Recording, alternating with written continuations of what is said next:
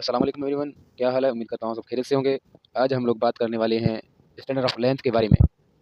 तो सबसे पहले बात करेंगे लेंथ के बारे में। लेंथ क्या है, पहले हम इसकी डेफिनेशन लिखेंगे।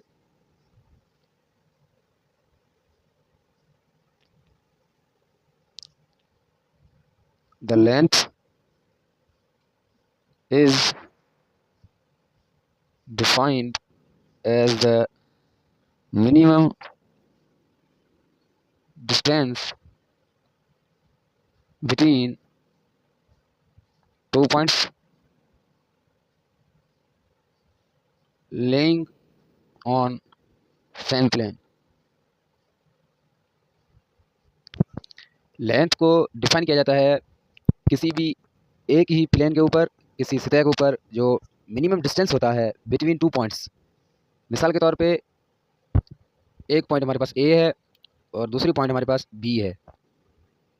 अब ए से लेकर बी तक जो फासला है, अगर आप ए से लेकर बी तक जाना चाह रहे हो तो जो सबसे छोटा फासला होगा यकीनन कोई स्ट्रेट पाथ होगा जो सीधा सीधा ए से बी की तरफ जाएगा। तो ये जो रास्ता नज़र आ रहा है आपको ए से लेकर बी तक का, ये जो ए से लेकर बी तक का रास्ता है ये मिनिमम डिस्टेंस है और इस मिनिमम डिस्टेंस को हम लेंथ कहते हैं। ठीक है, ए से लेकर बी तक जाने के लिए कुछ और भी रास्ते हो सकते हैं, मसलन कि ये भी हो सकता है, ये भी हो सकता है, लेकिन जो शॉर्टेस्ट है दिस वन शॉर्टेस्ट है।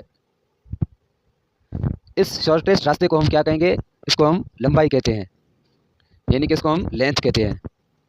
आपको ये ध्यान में रखना है कि जो ए पॉइंट से लेकर बी पॉइंट तक जो शॉर्टेस्ट रास्ता है इसको हम लेंथ कहते हैं। डेफिनेशन के हिसाब से the length is defined as the minimum distance between 2 points laying on same plane.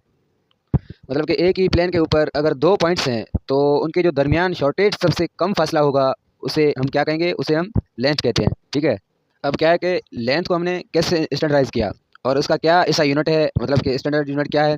तो याद रखिए, the SI unit of length is metre. Length का जो ऐसा यूनिट है वो मीटर है। लेंथ को हम मिलीमीटर में भी नाप सकते हैं, लेंथ को हम सेंटीमीटर में भी नाप सकते हैं और लेंथ को हम किलोमीटर में भी नाप सकते हैं, लेकिन जो स्टैंडर्ड है, मतलब कि जो उसका ऐसा यूनिट है वो मीटर है। ठीक है, अब 1 मीटर कितना होना चाहिए, मतलब कि 1 मीटर कितना लंबा होना चाहिए। पहले हम मीटर की डेफिनेशन लिखेंगे जो 9th क्लास के बुक में लिखी हुई है। The length of the path traveled by light in vacuum during the time interval of 1/299792458 of a second। Length 1 metre है, travel by light in vacuum, मतलब कि जो लाइट है वो ट्रेवल करती है वैक्यूम में, खिला में ट्रेवल करती है during the time interval of 1/299792458 of a second. मतलब कि जो टाइम इंटरवल के दौरान जो हमारा टाइम है, हमारे पास 1 सेकंड है, उसके जो पार्ट्स, मतलब कि जो कितने पार्ट्स होंगे, यूनिट 10, 100,000, 10,000, लेख, 10 लेख, करोड़, 10 करोड़। मतलब कि हम अगर 1 सेकंड के इतने टुकड़े कर दें, मतलब कि 29,97,92,458 पार्ट्स अगर हम 1 सेकंड के कर दें तो वो 1 मीटर के बराबर होता है, 1 मीटर के बराबर होता है।